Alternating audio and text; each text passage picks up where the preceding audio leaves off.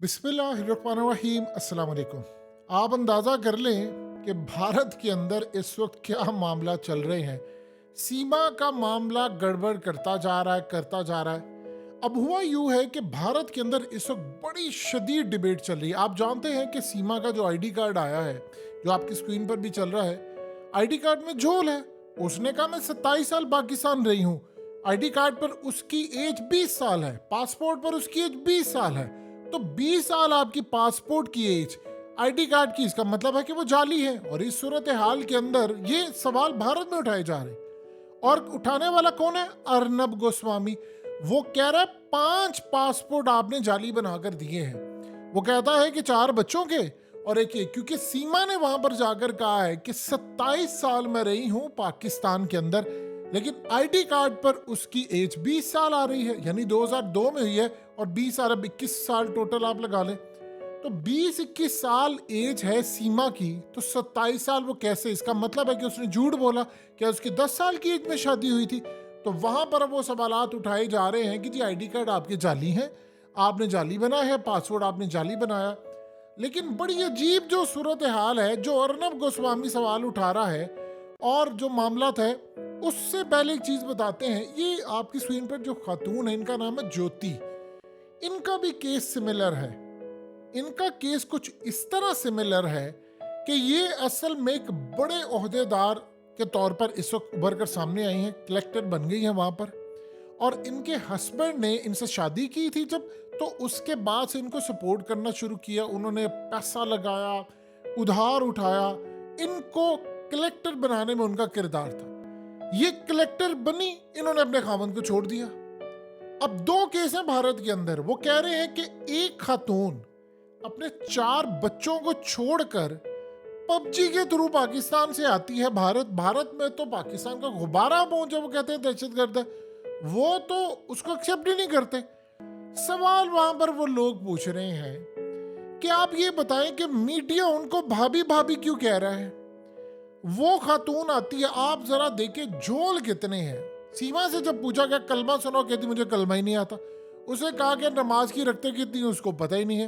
उसे कहा गया कि अल्हम्दुलिल्लाह सुना दो, उसको वो भी नहीं आती। उसे कहा गया ला इलाहा इल्लल्लाह सुना दो, वो भी नहीं उसको आता। देखिए, एक शख्स नमाज पढ़ता हो, चाहे आप साल में एक दफा नमाज पढ़े, ईद की नमाज पढ़े, आपको कलमा तो आता होगा ना। कलमा वो बेसिक चीज है जो जब भी आप, चाहे आप बुरे से बुरे घर में पैदा हो, आपका मजहब से लगाव हो या ना हो, लेकिन आप कलमा तो कम से कम सीखते हो। उसको कलमा ही नहीं आता। आप इमेजिन कर लो, उसको कोई सूरत नहीं आती, उसको रख्तों का नहीं पता। और इंटरेस्टिंग मामला यह है कि अचानक से वहां पर वो जिस तरह हाथ जोड़ रही है, जो हिंदू धर्म में नमस्ते और जो पाँव पड़ना है या जो पाँव छूना है, और सबसे बढ़कर बात, जो जितने ट्रेडिशंस हैं वो सारी वो वहां पर कह रहे हैं कि ऐसे उसने अपना लिए। मिसाल के तौर पर उसने मजहब इख्तियार कर लिया, मुस्लिम छोड़ दिया और वो हिंदू मजहब में आ गई। और वहां का मीडिया कह रहा है क्या बात है, क्या बात है। आप अदालत को देखिए, अदालत उसको गिरफ्तारी छोड़ी, उसकी जमानत दे दी है। वहां पर तो वो केस को, यहां बंदा चला जाए, और भारत में पहली तो बात है, नेपाल के बॉर्डर से किसी ने उसको चेक ही नहीं किया। उसके बाद पाकिस्तानी पासपोर्ट था, आईडी कार्ड था, उसको किसी ने नहीं चेक किया। उसको पता नहीं था कि मैं वहां जाऊंगी गिरफ्तार हो जाऊंगी। उसके बाद वो वहां पे आई है, और उसके बाद उसको गिरफ्तार करने के बाद उसकी जमानत हो गई है। और उसके बाद मजीद उसका मीडिया हाईलाइट उसको बड़ा बढ़ाकर पेश कर है। और साथ ही उसने कह दिया जी मैं आज के बाद गोश्त नहीं खाऊंगी, फिश भी नहीं खाऊंगी, बिरयानी भी नहीं खाऊंगी, मैं चिकन भी नहीं खाऊंगी, मैं वेजिटेरियन हो गई हूं। आज के बाद सिर्फ मैं सब्जी खाऊंगी। और उसके बाद मैंने हिंदू धर्म पूरी तरह अपना लिया है।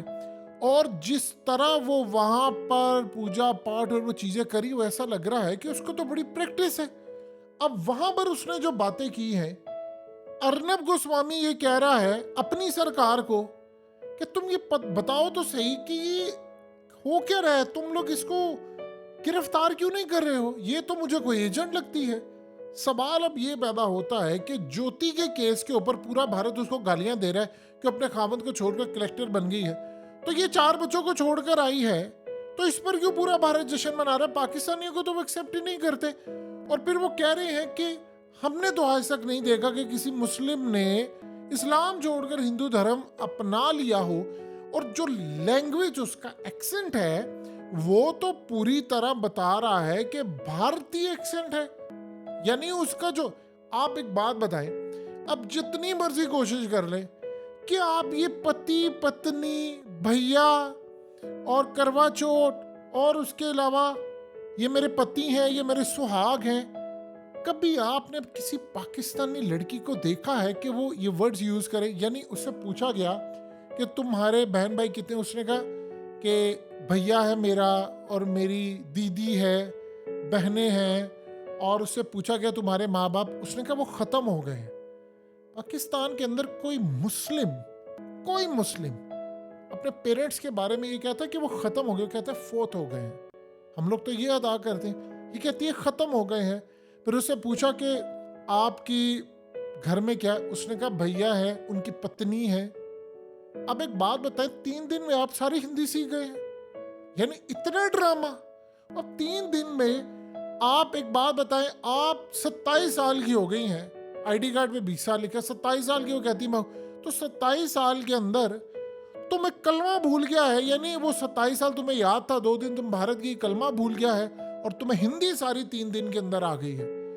इवन के लोग जब भारत जाते हैं, देखिए 3 दिन के अंदर आपको पता भी नहीं चलता। आप जितनी मर्जी, आप बीवी कहेंगे, खामन कहेंगे, शोहर कहेंगे, आपने पति पत्नी, फिर उसके बाद झोल ही झोल है। पबजी से स्टार्ट किया, इससे किसी ने पबजी खेलते देखा है? पता तो चले, इसके सामने रखिए पबजी गेम, इसको आती है? देखिए पबजी खेलकर उसने करना, एक सचिन जो लड़का है, उसकी तो बेचारे की हवा तेज चले तो वो उड़ जाए, उसमें ऐसा क्या है, शक्ल उसमें क्या है? और वो भी देखिए उसकी फैमिली, क्या बात है। बरसगीर में इंडिया पाकिस्तान के अंदर तो मामला ये होता है कि हम एक दूसरे की, यानी एक औरत है, उसका कोई बच्चा है, उसको आप अपनाते नहीं है। आप अगर शादीशुदा नहीं हैं, आप किसी के 4 बच्चे, वो भी पाकिस्तानी, वो भी मुस्लिम, वो भी आपके बकौल जाली आईडी कार्ड पे आई है, वो भी बकौल आपके, आपने अपना लिया उसको और भारत ने उसको भाभी कह दिया। मीडिया क्यों पॉजिटिव उसकी रिपोर्टिंग कर रहा है? किसका ऑर्डर है पीछे? सवालात के जवाबात आप बताएं। पाकिस्तान के अंदर ये कहती थी मेरे खामन की जो इनकम थी, वैसे उसने पति का वर्ड यूज किया, हम यहाँ पर बता दो उसका खामन, वो कहती थी वो 40,000 के करीब थी। तो घर कैसे बना लिया तुमने? फिर घर बेच दिया, फिर घर बेचकर फिर दुबई गई, फिर नेपाल गई। और बड़ी अजीब बात है, पहले नेपाल गई है और फिर वापस आई है और फिर दोबारा गई है बच्चों को लेकर, और वहां पर सचिन पहुंचा है और वहां पर उसने बॉर्डर क्रॉस कर लिया, किसी को पता ही नहीं चला। यानी ये एक मजाक है, तमाशा है, ये चल क्या रहा है आपको पता ही नहीं चला, भारत को पता ना चला। वो कह रहे अच्छा फिर तुम कह दो दहशतगर्द आ जाए, ये तो इतने बड़े लेवल में, तुम्हारा तो सिक्योरिटी लैब्स है। फिर ये बताओ उसको लाया गया है क्या है? यानी वो इतना झोल है कहानी के अंदर, इतना ज्यादा झोल है कि जिसकी इंतहा नहीं है। और अब इस सारी सूरत हाल में कह रहे हैं कि भारतीय एंकर्स वहां पर सवालात उठा रहे हैं कि भाई ये लोग है कौन, ये कर क्या रहे हैं, हमारे भारत में आ गए हैं, हमारा नाम डुबो रहे हैं, हमारे लिए मसाइल पैदा कर रहे हैं, चीजें क्या कर रहे हैं, क्या मामला था। ये सारी जो सूरत हाल इस वक्त पैदा हुई है वो आप उसका अंदाजा नहीं कर सकते। भारत के अंदर अब सवालात उठ रहे हैं, मीडिया उसको बड़ा, एक मीडिया, अच्छा देखिए, एक मीडिया उसको भाभी यानी पूरा सेक्शन, और एक हिस्से पर उसको पाकिस्तानी एजेंट। ये नहीं वो कह रहे कि आप अपनी सरकार से पूछो, तुम्हारी सिक्योरिटी झक मारने के लिए गई थी कि बॉर्डर से एक लड़की आती है जहां पर चेकिंग होती है। यानी आप अंदाजा करें, नेपाल से अगर किसी ने भारत आना है तो उनका एग्रीमेंट है कि कोई आधार कार्ड होगा, कोई आईडी कार्ड होगा, पासपोर्ट, किसी भी चीज को आपको दिखाना है, वीजा फ्री है। वो वहां पर आती है, कोई चेकिंग ही नहीं की, बॉर्डर पुलिस ने चेक ही नहीं किया। वो जी मैं पैदल आ गई थी। कैसे पागल बनाया आपने कौम को, यानी आपने फुद्दू बनाया हुआ है कौम को कि आपके आईडी कार्ड पे 20 साल एज लिखी है, कहती है मैं 27 साल, इसका मतलब है तुम्हारे 10 साल की एज में शादी हुई थी, वो तो इलीगल है। इसका मतलब है तुम्हारे बच्चों के सारे आईडी कार्ड जाली। किसने बनाया इसकी आईडी कार्ड? उसको पकड़े पाकिस्तान में, पकड़े उसको, पासपोर्ट जिसने बनाए पकड़े इन सबको कि क्या किया। और फिर इस सारी सूरत हाल में मोदी सर को वो चुप करके धर्म भी उसने अपना लिया, और उसके बाद उसने कहा जी मैं मछली भी नहीं खाऊंगी, मैं ये नहीं खाऊंगी, मैं वो नहीं खाऊंगी, और ऐसे वो पूजा चूजा और वो तमाम चीजें करना शुरू होगी। लोग कह रहे हैं यार इसको तो कमाल, इतनी महारत हासिल है कि ये तो वहां पर धर्म की पालन कर रही है और बड़ी जबरदस्त ट्रेडिशंस और ये तमाम चीजें। कमाल हो गया है ये सारे का सारा मामला। अब इस पर इतना मामला मशकूक है कि कोई यकीन करने को तैयार नहीं है।